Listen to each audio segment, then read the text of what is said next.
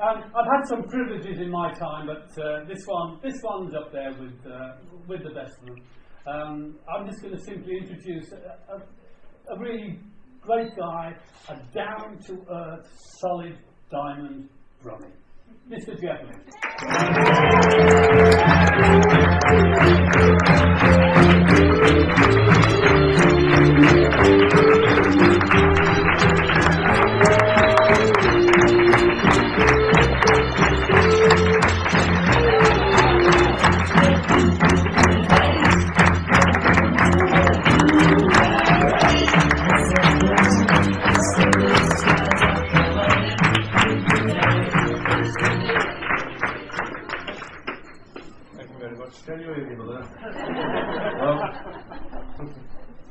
Fantastic.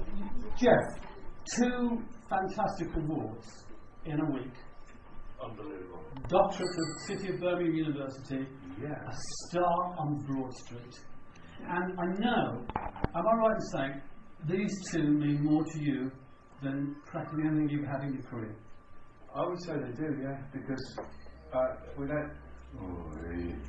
stop that number quickly.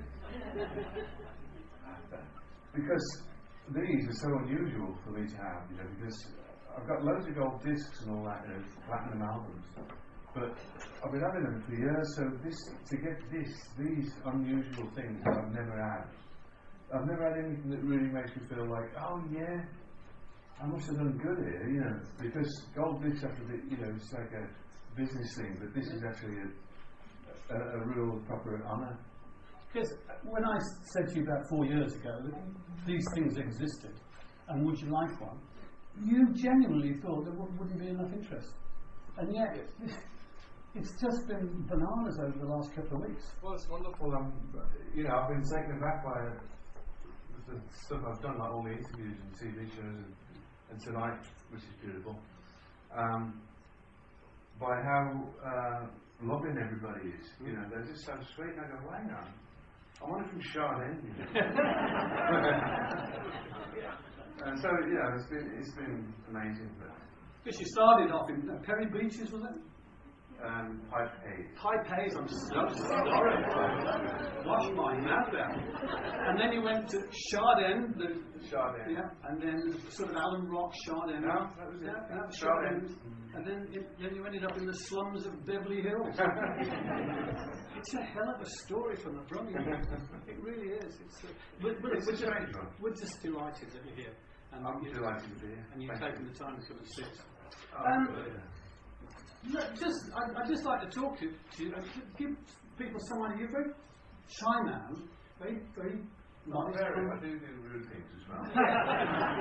So your jokes, yeah. Well, because one of your first groups you called the Handicaps. I mean, you'd never get away with it today, would you? I never called it that. And that. Sorry. I didn't call them that. It was the drummer did that. Always blame the drummer. Always blame the drummer. Yeah. Tell you. Yeah. But tell us a little bit about your early life, where you started in Chardin, schooling and stuff, and what your influence is. Well, I went to failed the 11 plus of course, and went to Alderley Boys Secondary School. Anybody from Alderley Boys School? Yeah? It's the coroner! Brilliant. No, that's amazing. I'd love to see it afterwards, see if you remember where that trommel was. Taking it out. Anyway, started off there, and I was good to start with. The first year I came second in the class, in the top stream. As it went on and on, like the 4th year, by the time I left at 15, because I think it was the last year you could leave at 15. Yeah. I said, well, I'm out of here, man. And it was probably a good idea, I suppose. Because by then I was 35th in the class. It definitely wasn't an academic career looming for me. It was going to be a car factory, basically. So what was your first job? My first job was a apprentice printer. Which lasted probably 2 weeks. I tended to think I was sussing after a couple of jobs. I like jobs where you don't have to do anything.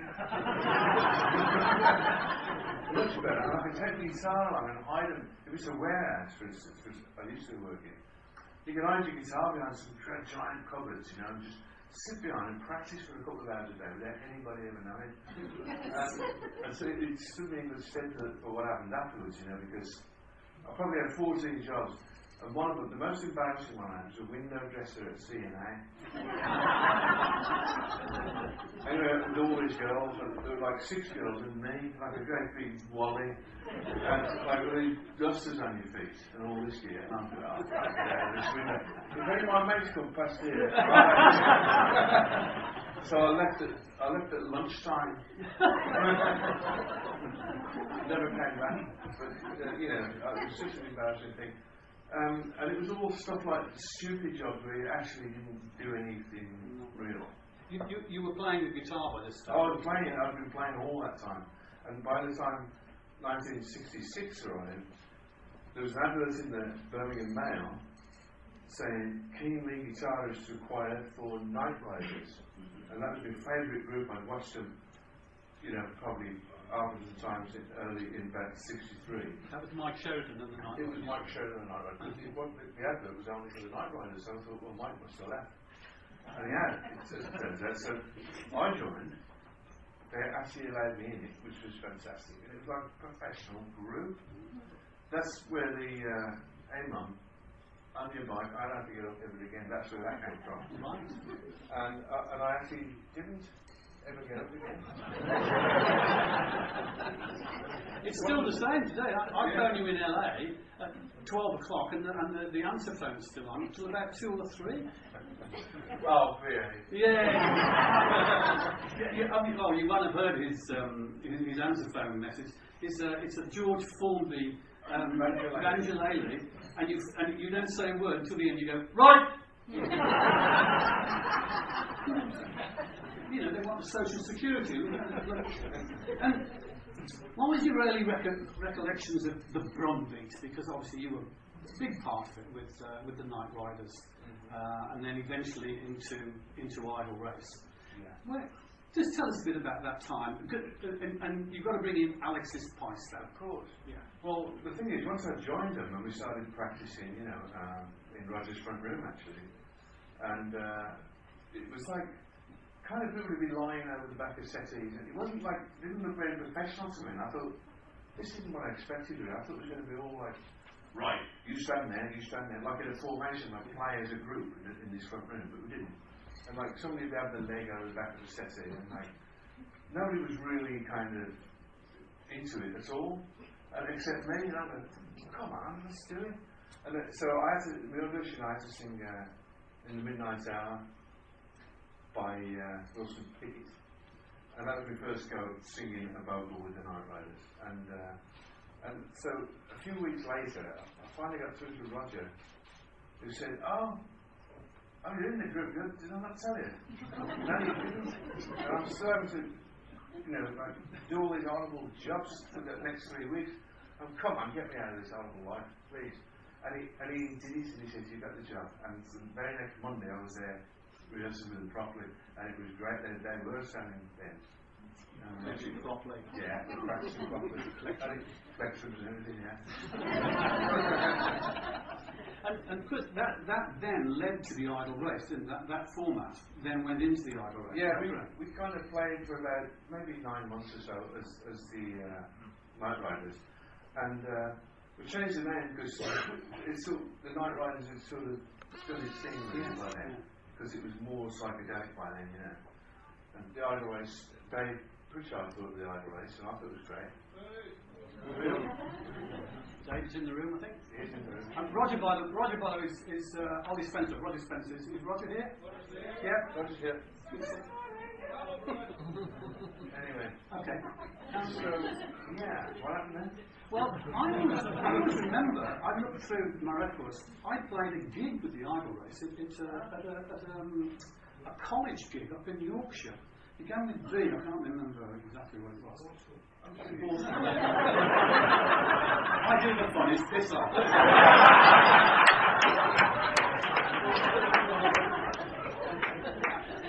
That would be Yeah, 72, 73, 73, 74, something like that. Okay. Anyway, yeah. Yeah, but I'm sure you did. Yeah.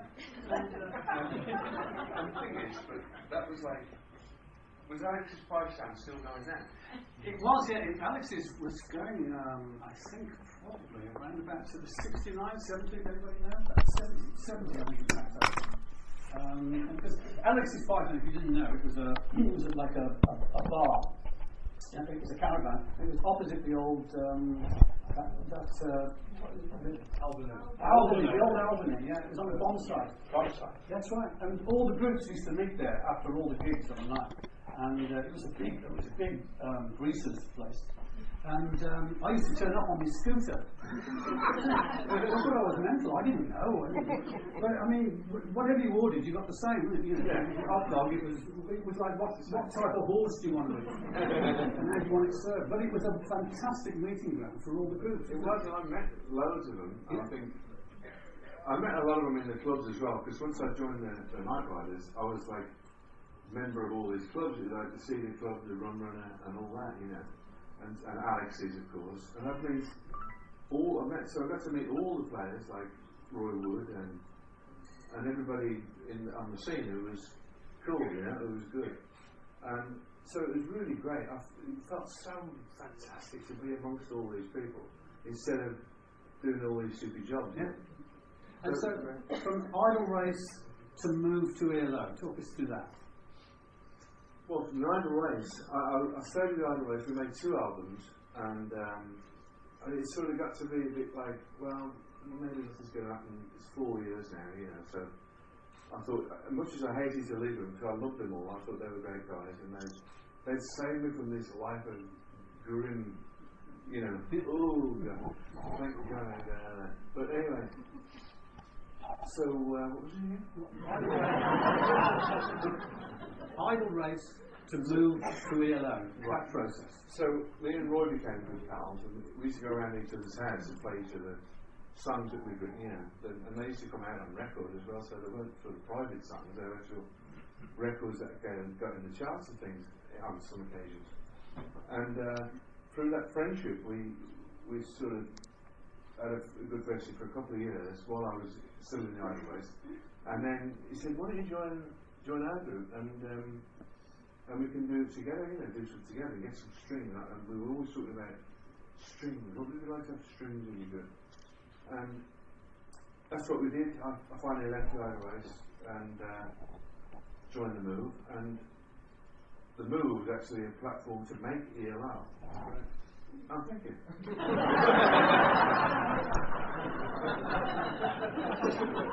You passed.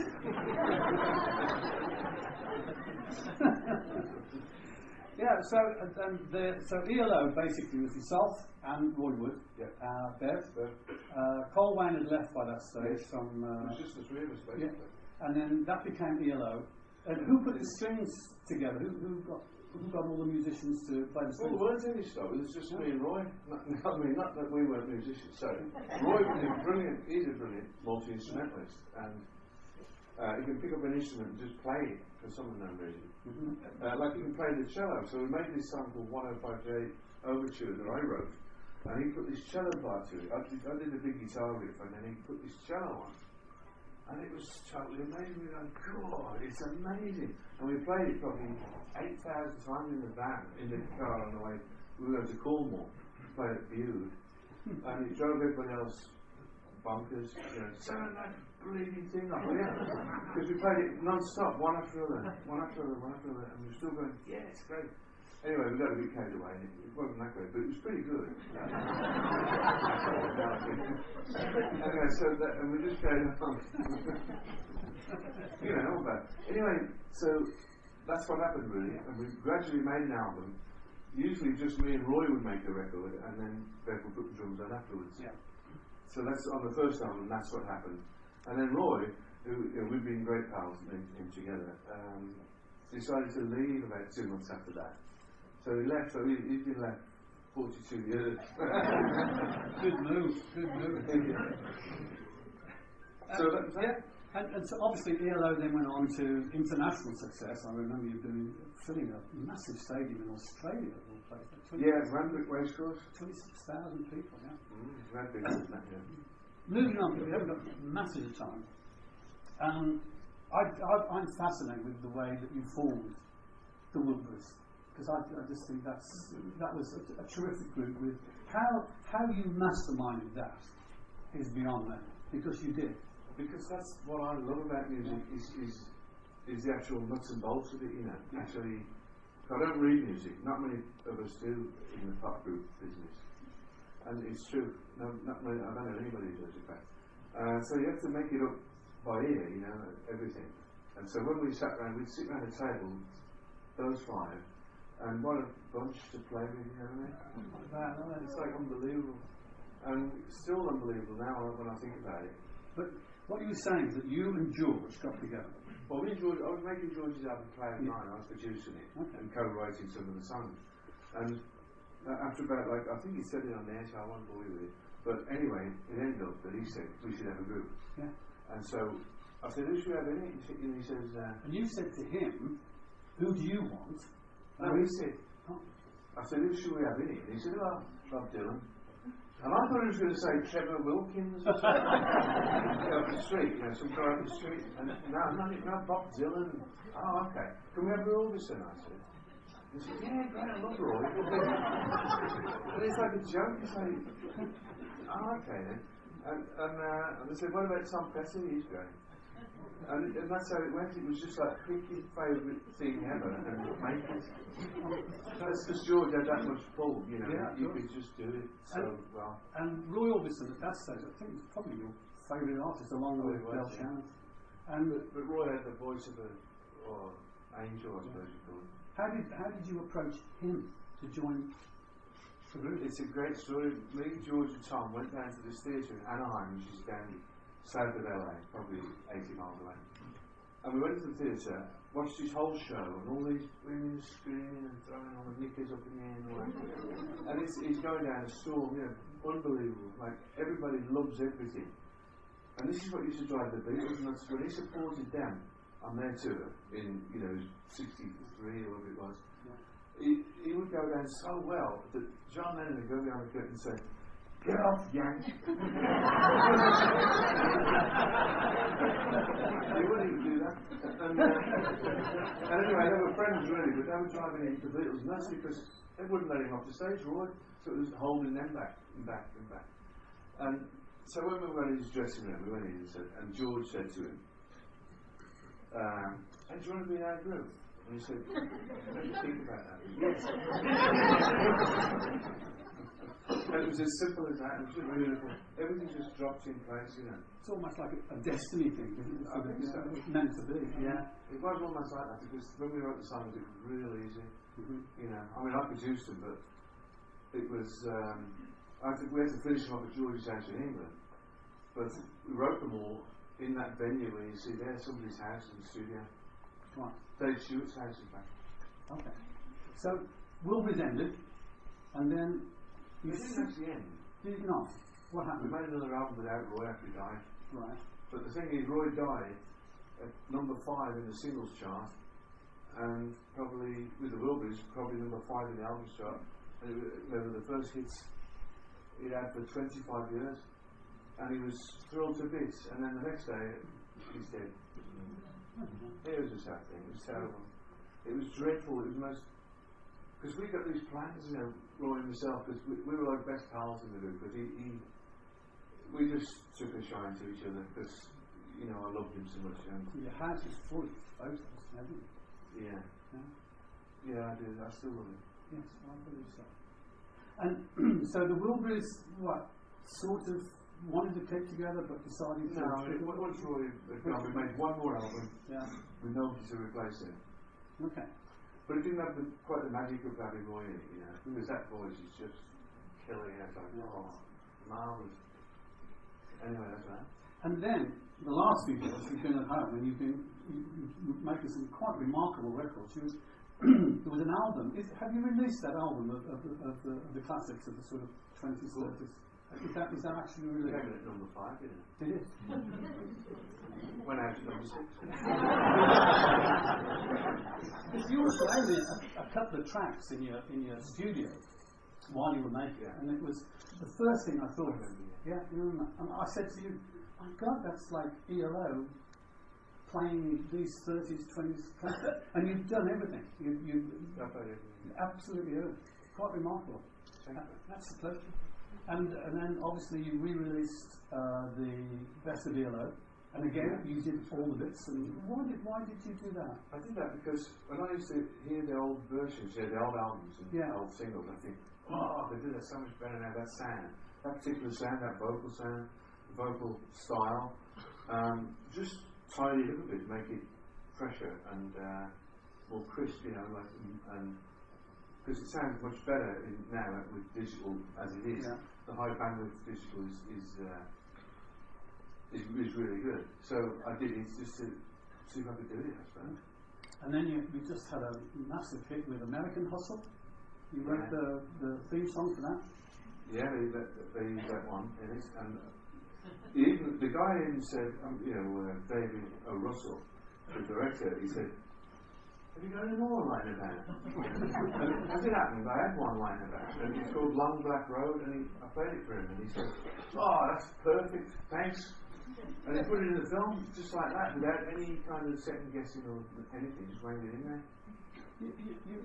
I don't know. We talked about destiny earlier. Do you feel that that's a part of your life, or is it just the luck of the draw? I'll just tell a small story. Because one of his greatest achievements, which he's very modest about and never mentions, is that he was the producer of Funky Mope.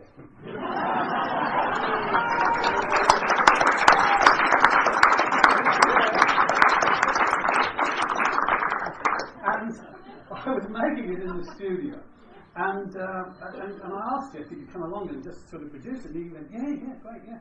And he, great job and everything. And I said, what can I play you? No, stuff it down. And I felt really guilty. And then I had this flash of an idea, because the B-side was a thing called Magic Roundabout. And thank you. A modest little single that changed the face of music. And Magic Roundabout didn't have. Oh, yes, he got it. Is it signed? No. If it's not signed, it's very rare.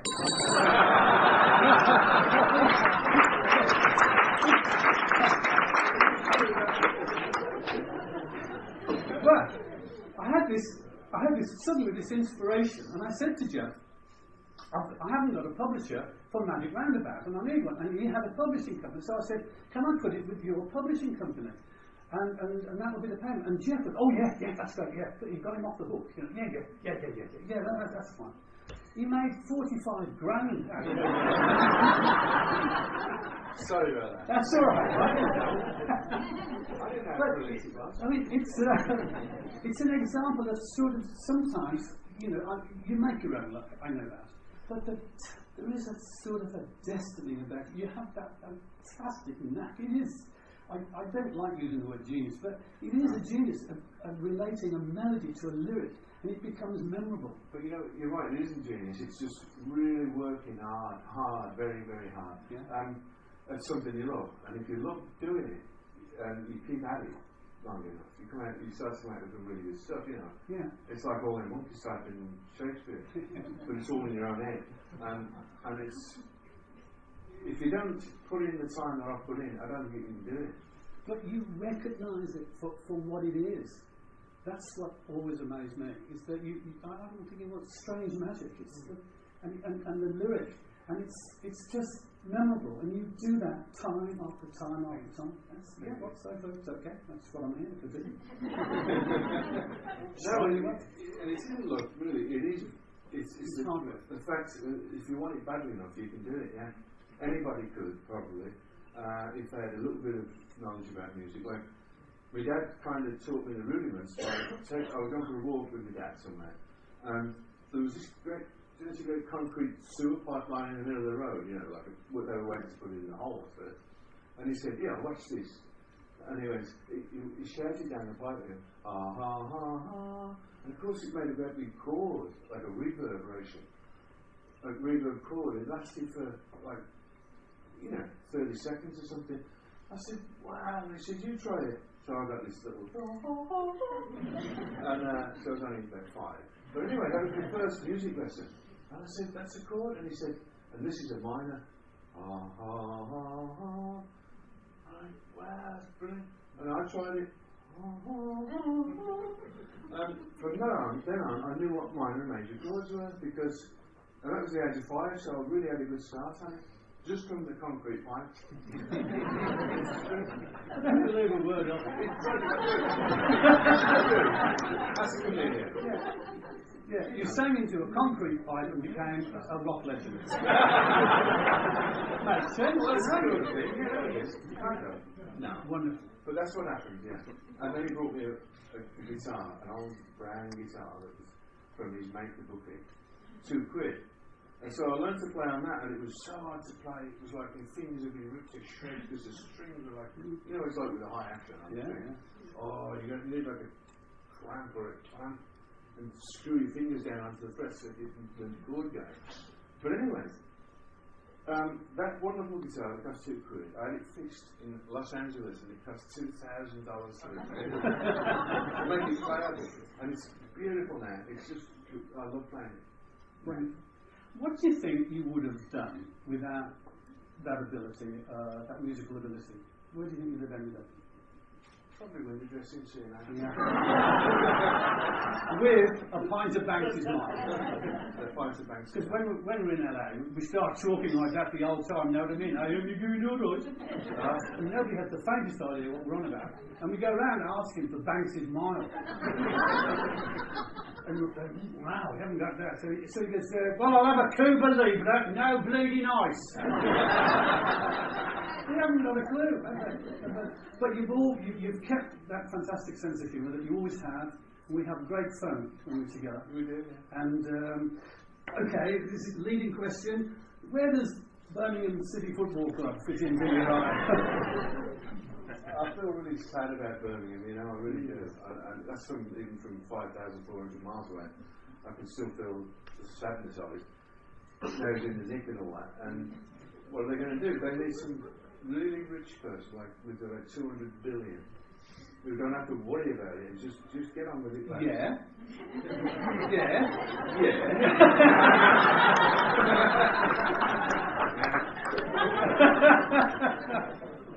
Who cursed you by taking you down there the first time? My dad was at the school. Was he? Yeah. Okay. And so that was his fault. No wonder he shouted down bloody concrete pipe.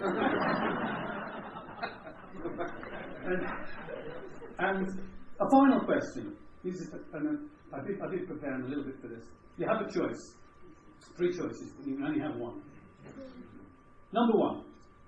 A top-selling worldwide album, or 2,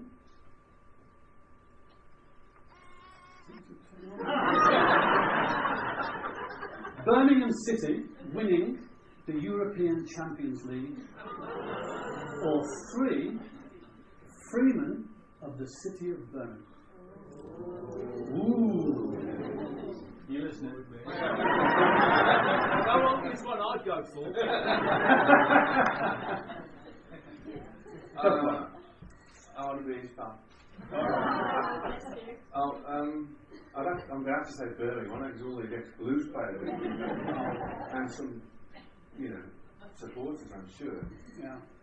Probably to see the Blues do well at last, like have a sustained proper go and win the championship. It would be great for the city of Birmingham if a football club with its name was successful throughout the world. It would. I mean, you can't knock Manchester, 1 and 2 in the league, and it does an immense amount for the city of Manchester and Liverpool. So I don't know where we're going, but we'd love to see you down St Andrews, of course, whenever you come back. Okay. All right. And that's about it. I was going to say to the audience, have any questions, but I think we're running out of time. We've got to get on. We have one final thing to ask of you. Would you receive a replica of your book of stars Yes, please.